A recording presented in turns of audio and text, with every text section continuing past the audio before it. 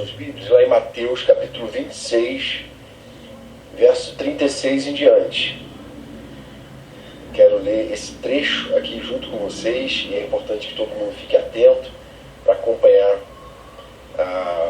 aquilo que a gente vai falar aqui com atenção. Esse é o relato de uma das primeiras reuniões de oração. O que acontece? Jesus não tinha uma reunião de oração semanal como a gente tem aqui. Só que a Bíblia mostra alguns relatos de reuniões de oração que eram convocadas, né? A gente crê que na igreja primitiva havia reuniões de orações regulares. E essa aqui é uma reunião que ele convoca excepcionalmente um dia antes da sua crucificação para interceder junto com os seus discípulos. E a gente tem algumas lições para a gente aprender aqui sobre a importância de a gente estar junto, sobre o que significa esse momento aqui. Diz assim o texto, Mateus 26, verso 36 em diante. Em seguida, Jesus foi com eles a um lugar chamado Getsêmani e disse aos discípulos, sentem-se aqui enquanto eu vou ali orar. E levando consigo Pedro e os dois filhos de Zebedeu, começou a sentir-se tomado de tristeza e de angústia. Então lhes disse, a minha alma está profundamente triste até a morte. Fiquem aqui e vigiem comigo. E adiantando-se um pouco, prostrou-se sobre o seu rosto, orando e dizendo, meu Pai, se é possível que passe de mim este cálice, contudo não seja como eu quero, e sim como tu queres. E voltando para os discípulos, achou-os dormindo, e disse a Pedro, então nem uma hora vocês puderam vigiar comigo? Vigiem e orem, para que não caiam em tentação. O espírito, na verdade, está pronto, mas a carne é fraca. Retirando-se pela segunda vez, orou de novo, dizendo, meu Pai, se não é possível que este cálice passe de mim sem que eu beba, faça-se a tua vontade. E voltando, achou-os outra vez dormindo, porque os olhos deles estavam pesados. Deixando-os novamente, foi orar pela terceira vez, repetindo as mesmas palavras. Então voltou para os discípulos e lhes disse, vocês ainda estão dormindo e descansando. Eis que é chegada a hora, e o Filho do Homem está sendo entregue nas mãos de pecadores. Levantem-se, vamos embora, eis que o traidor se aproxima. Jesus então convoca uma... Tem muita coisa para ser explorado, mas eu queria explorar algumas breves lições aqui para o nosso contexto. A primeira coisa é que, imaginem só, Jesus já sabia do que ele ia passar, ele sabia que a hora estava chegando. E nesse momento ele revela profunda humanidade, fragilidade. Ele, nesse momento, se apega aos amigos, chama eles para orar junto. E ele era o Senhor encarnado, ele era o próprio Deus encarnado. Ele era todo poderoso. Jesus era Jesus, ele não tinha pecado. Ele enfrentou algumas dificuldades que a gente enfrenta aqui, mas ele não lidava com uma natureza pecaminosa, porque ele não tinha. Então, esse Jesus que não conheceu o pecado, esse Jesus que era o próprio Filho de Deus encarnado, que tinha uma natureza divina, esse Jesus está agindo com uma humanidade exemplar e falando, gente, eu preciso de vocês nesse momento. A gente precisa estar junto agora, a gente precisa estar aqui orando. E aí, será que a gente também deveria ter essa mesma consciência da necessidade de a gente estar junto orando? Não só, é claro, em momentos difíceis como esse que ele estava passando, né? Em todo o tempo, mas em momentos difíceis também. A necessidade de estar junto orando. Jesus entendeu isso. Jesus não entendia que amizade, comunhão, viver na igreja era uma coisa opcional para o crente. Não, ele sabia que isso era vital, né? E ele trouxe então algumas lições. A primeira lição é que é preciso a gente estar junto orando, porque se a gente estiver junto, quem está acordado, acorda quem está dormindo. Essa é a primeira lição aqui.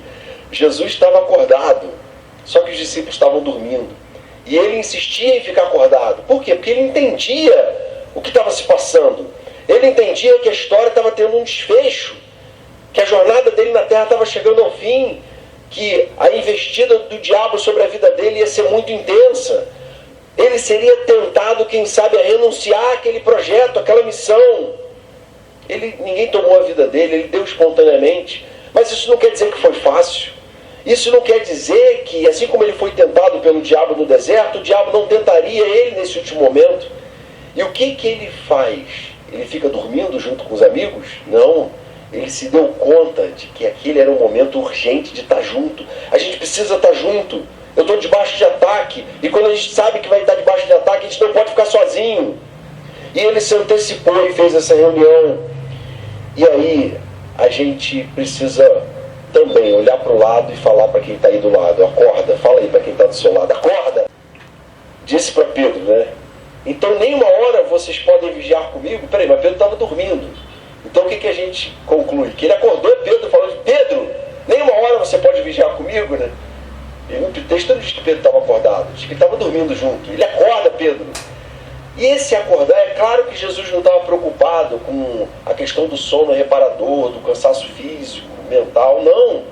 Ele estava preocupado porque diante de um momento tão grave da história da humanidade, eles não estavam atentos para a seriedade daquilo.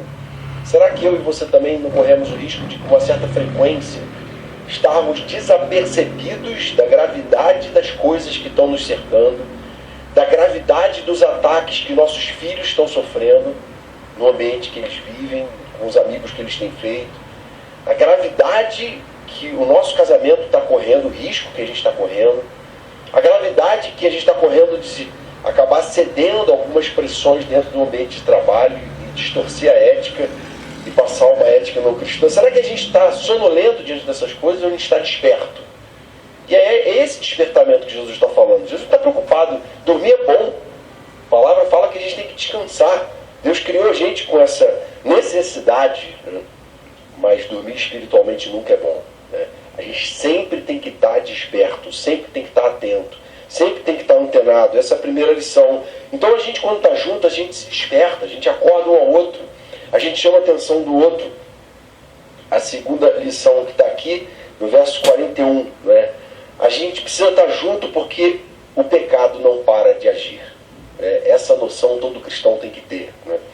Vigiem, orem para que não caiam em tentação. O espírito, na verdade, está pronto, mas a carne é fraca. Vocês nasceram de novo, vocês têm o Espírito Santo, vocês têm consciência do que é certo, mas tem uma natureza pecaminosa que não para de agir. Então vocês precisam estar juntos orando. Jesus está chamando a atenção deles. Nesse momento era para vocês estarem... Gente, se Jesus chamou a gente aqui para orar, tem uma razão, a gente precisa estar atento. O que ele quer dizer com isso? Vamos orar junto aqui, vamos clamar. Mas eles estão dormindo, eles não entenderam essa urgência toda, né? E aí, irmãos queridos, a gente também tem nossos momentos de fraqueza e a gente precisa estar junto orando para a gente não se deixar levar, né, pela fraqueza e a gente conseguir superar momentos difíceis que vão vir. Veja bem, a Bíblia não fala que a gente vai estar sempre tudo bem, não, muito pelo contrário, vão haver dias difíceis, e essa é uma outra lição. É preciso a gente estar junto orando, porque a gente vai continuar enfrentando dias maus, né?